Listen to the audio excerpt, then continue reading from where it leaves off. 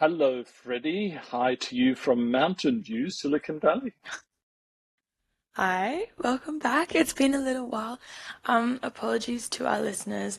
We had a few technical difficulties, a lot going on recently, so we weren't able to do the regular episode earlier in the week because we try and do them every Monday and Tuesday. But obviously this week it's a Friday situation, so we're gonna try and uphold a regular recording schedule. But life sometimes gets in the way, and politics sometimes gets in the way. So. We'll see what happens, really. And that was my fault for leaving my laptop in Vancouver Airport, but thankfully it's been found and it's Yeah. winging its What a way home. difficult life. He lives actually traveling the world and losing all his technology as he goes. You'd think that you remember something like that. We do have a podcast to record. But anyway, Alrighty, that's so right. today we're going to talk about Ukraine, the latest on Ukraine. Tariffs, tariffs, tariffs as normal, and the flip-flopping.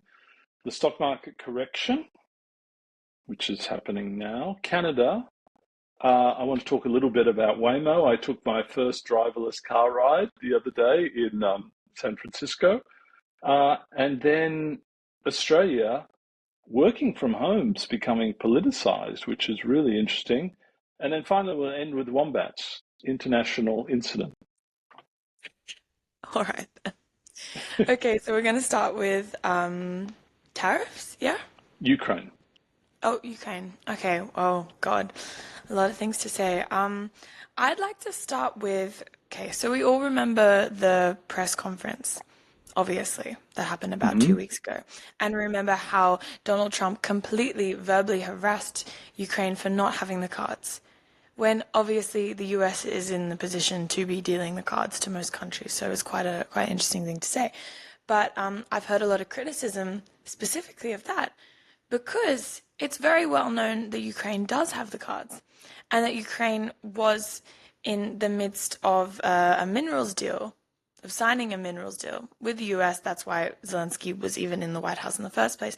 So I've heard a lot about that and whether the possibility of that deal will still go through or not, considering Ukraine does have some very valuable minerals which can be used from airplane manufacturing to everything that's within your phones. So I don't know if you have anything to say on that. Well, yeah, it's fascinating. Marco Rubio, representing the US, met with Zelensky's team in Saudi, and Zelensky met with the Crown Prince. And they have agreed between the US and Ukraine a ceasefire proposal. The US has now put back military support and, importantly, surveillance support back for Ukraine. So everything's been rowed back from the famous meeting in the White House. Marco Rubio, who's Secretary of State, is traditionally a more moderate Republican. So it's interesting. And now the ball is back in Putin's court, which I think is really interesting because he now has to put up or shut up. And the latest from Putin is yes, we're open to a ceasefire, but he's sort of delaying, obviously, because he would like to continue to make progress on the ground in Ukraine. So it will be fascinating what happens in terms of the ceasefire over coming days. I mean, it will be, but do you think, going back to my earlier question, which you somehow evaded, do you think that the minerals agreement will have a part to play in that? Do you think that's why the US has been so open to pushing for a ceasefire for Ukraine, or do you think that their interests are still focused on Russia I and think that, assisting yeah, Russia? I absolutely think the minerals deal will have a point to play, and that the US Mhm. wants something out of this, and I think the Ukrainians have fundamentally agreed to sign the minerals deal. Okay. Okay, interesting. I mean, it's a massive handover of goods when you think about it. 50% of their minerals, 50% of the access to their minerals is an incredible thing to be handing over, but I guess when it's the sake of their sovereignty and of their independence as a state, you really have to give up everything in order to ensure security in that way. But I think it's interesting that you say the ball is now in Putin's court because I believe the ball was always in Putin's court. No, but he's had it all his own way so far. And of course, the Russians are still saying they don't accept European troops on the ground. in Ukraine. And so it's going to be fascinating how this turns out because the Europeans nor the Ukrainians won't agree to that. The Russians are now getting a bit pissy about France talking about extending their nuclear umbrella to the eastern front of NATO, which I think is a great move. Because Russia, I should say, has had its way all the time so far. So Putin doesn't like to not get his way. He's a bit like Trump in that way. I mean, of course, we were talking about this last week, and I think that I was a bit reactive to the idea because I just simply hadn't heard yet about that escalation of nuclear weapons and the fact that these countries were considering moving the front, you could say, of nuclear weapons further to Russia. But I suppose as Russia has been relocating their own missiles in Belarus as of recently, that's just my cat. Ignore him.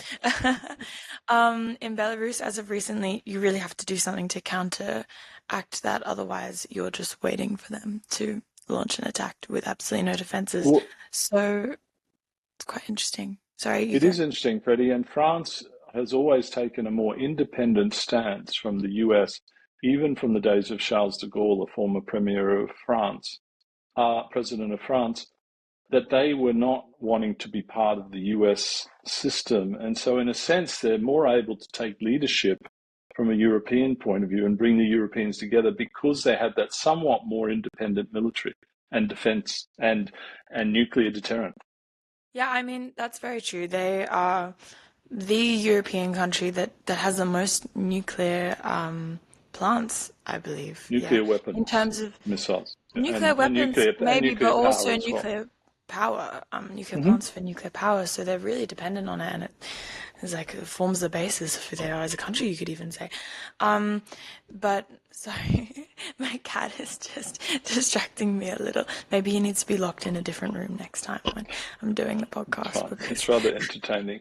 he's So I think playing that with the wires next to my the word computer. of the week is flip-flop, right? Because think about how far we've come from that White House meeting. Now the the power seems to be swinging a little bit back towards Ukraine, and they just made a huge drone attack on Moscow to just show their power that they've still got the ability to do that. So really fascinating.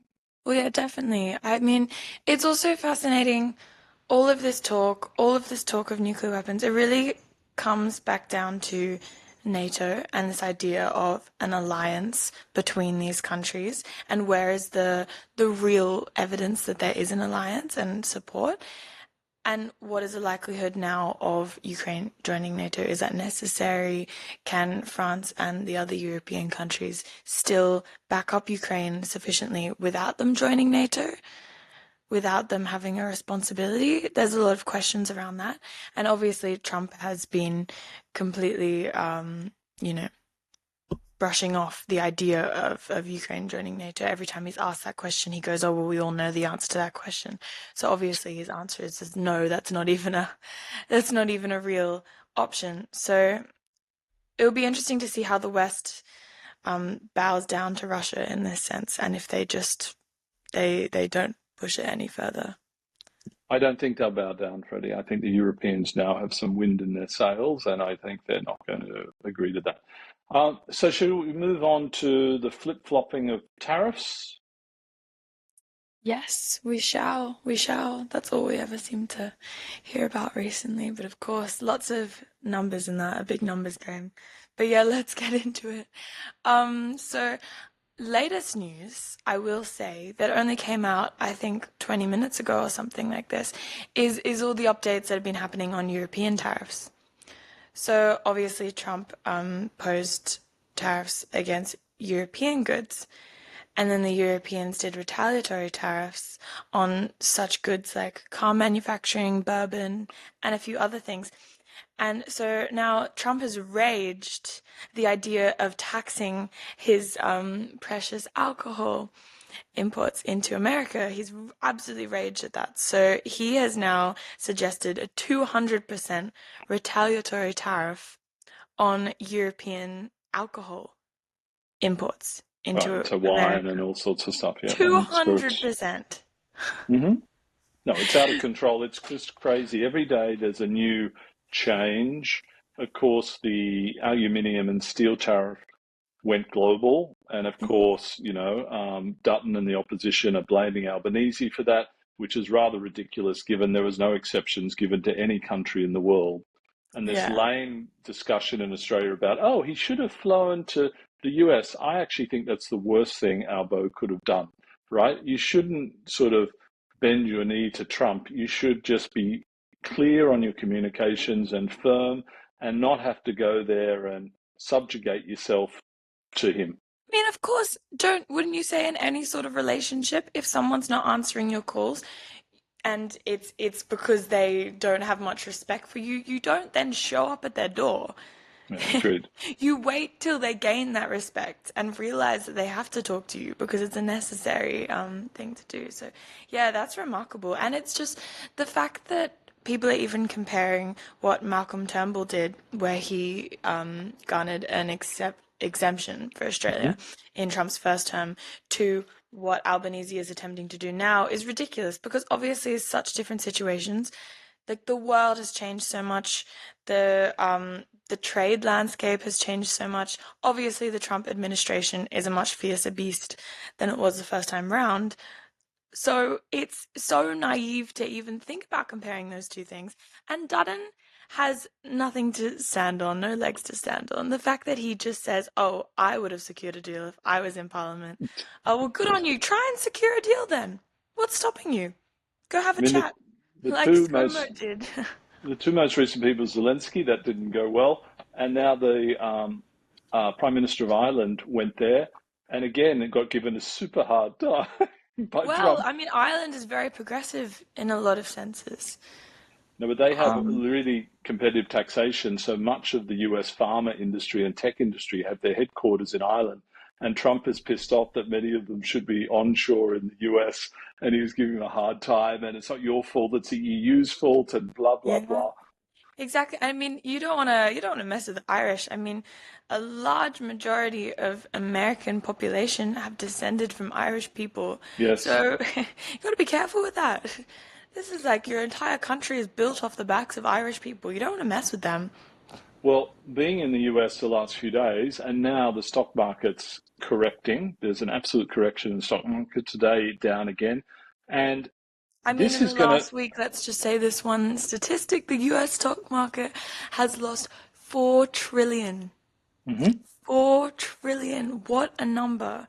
I mean, you could say it's unprecedented, but it really was expected considering everything that's been going on in America. So, But there's just so much uncertainty here. Businesses don't mm. know whether to invest.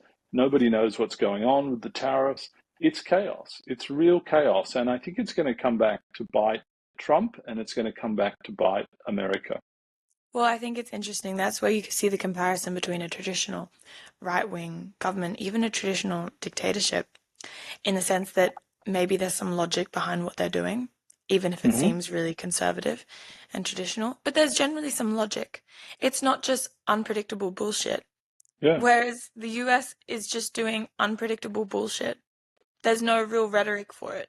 And none of I it is agree. based in any like theoretical understanding of how the World Trade Order works. It's also interesting, I was thinking how China obviously has always been out of the international rules-based order, this weird surprise player. You never know what they're gonna do. But now they're the ones Yes, always doing it by the rules, doing everything properly, submitting formal complaints to the WTO in hmm, order to get the US in trouble for raising tariffs against them. They're not just going out and complaining, they're submitting formal complaints yes. via the process that It's was amazing. established by the US in the past. Yep. So it really shows that they are willing to participate in this international forum that we've established, and that they're not just trying to, cause issues and rebel, you could say. But yeah, I think it's a wonderful point, and I think they're filling the void that the US has caused. And the question for everyone in the world is, who do you trust more, China or the US? I think times are changing, and maybe you might be better off trusting China. I think the trust level. This is how dramatic this whole change is. Well, yeah, exactly. If you'd said what 20 years ago, um, the US could become a dictatorship, everyone would have laughed in your face. But now it Hmm. doesn't seem so far from the truth. So it's amazing how fast things can change in these assumptions that you make about how the world order is structured. You can't make assumptions. You have to No, evaluate exactly. everything from scratch based on what's happening because really like nothing is dependable. And I also think it's interesting talking about China and their growing place um, in the world and them getting this opportunity to really step up. Let's think about Ukraine and the invasion of Russian forces into Ukraine. What that really was, it was a test of the rules-based order to see what countries would do in response to an invasion um, of like a previous Russian territory. Obviously not, but that was a test to see what they would do with a kind of imperialist type move. Hmm. And so now China has seen how the world has responded and seen how much Russia has been able to gain, how much territory they've been able to gain in the past few years, and what America is doing to counter it. So, do we think that China will be making more aggressive maneuvers around Taiwan? Hmm. I think That's they my will. I question. think they will act within the next 12 months around that, whilst the US is really weak and chaotic and the whole thing. And I think it's inevitable because the world has moved into three fiefdoms, the Americas, Europe, and Russia sort of supposedly has some control there, unless the Europeans get their act together, and China. So I Yeah, think that's inevitably what might happen. I agree. And there's another fact of this. I was reading this article the other day. So Taiwan's main soft power, you could say, main defense was the fact that they produce 90% of the world's um, most Semiconductors. most advanced semiconductor chips, Hmm. right? That's what their Yep. specialty is. And that's why they have been protected for a long time because obviously China didn't feel like they could invade when they're relying so heavily on Hmm. these semiconductor chips. I mean, 50% of these semiconductors, I think, go to China.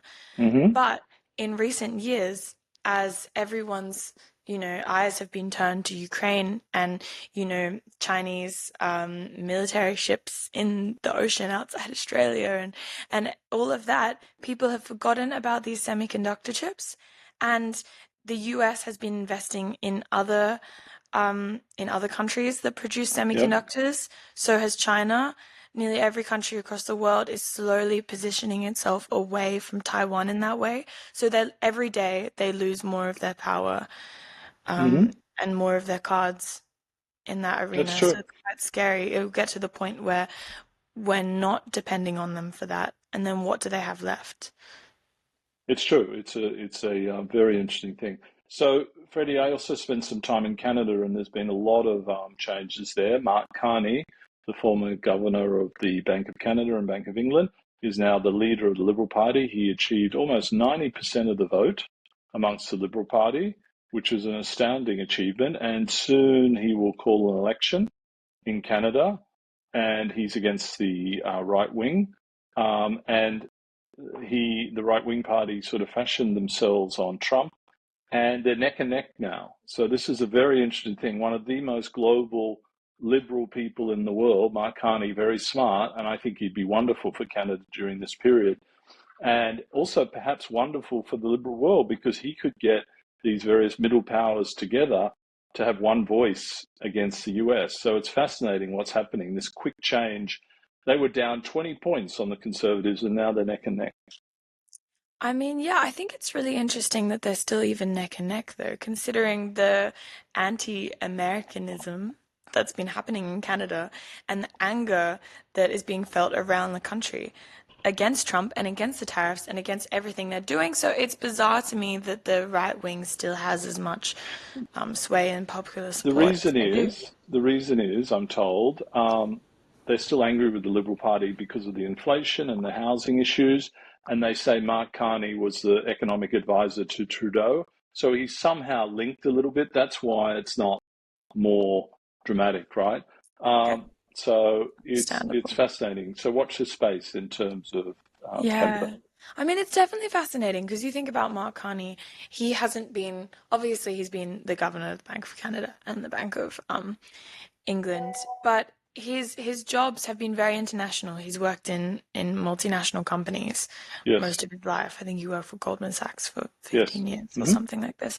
So his life has been based off cooperation with different countries in order to, achieve economic growth. And that's exactly what Canada needs right now, and arguably what the world needs right now in order to counter everything the US is doing. So yeah, it's almost like he won the lottery. He came in at the right time and will Absolutely. likely be winning the election. I mean, I don't know about you, but it seems incredibly like he seems incredibly well poised I think to so. I think so. be taking Uh, that mantle. and so, just a little aside, I was in Silicon Valley this week, and I had my first driverless car ride. There's a company called Yeah. Waymo, and it's owned by Google, and I decided to take that. It was a little freaky, nobody in the driver's seat, Mm. but it was a nice experience. The voice welcomed you to the car, and it all went incredibly well. And I paid my money. The only interesting thing towards the end, um, it was about to drop me off, and someone was about to do a reverse park, and Waymo doesn't understand politeness, right? Because it hadn't detected the car wanting to do, and it sort of shot into the spot where the car would have reverse parked to. And so it's very interesting, right? The technology couldn't anticipate that someone wanted to reverse, but he wasn't in the spot, so it wasn't dangerous or anything. So it's just fascinating. But it was a really great experience and an insight into the world we're all going to be living in the not too distant future. I mean, definitely. And I agree that that's quite fascinating. I know that Waymo and Uber have had difficulties in the past. They've gone to court a few times, suing each other, but now I suppose they're all right. I don't know. I think that sure, that's a fun little novelty, to escape from a bit of the depressing politics that are going on at the moment. But I feel like driverless cars are not the first thing on my agenda, to be honest. I would appreciate a world where, public transport is getting better rather than where like improving the benefits of our cars and our independent like motor vehicles, because they're only going to be for the wealthy in the beginning, naturally. Long So over just time, they'll be for everyone, and the world will over be a safer time. place, right? Because there won't be as many car accidents, etc. But it's So also, anyway, think of the dependency that then you're putting on the internet and on technology. That's true. technology, especially with the rise of AI, especially with the rise of quantum computing, which is going to support more advanced, AI processes.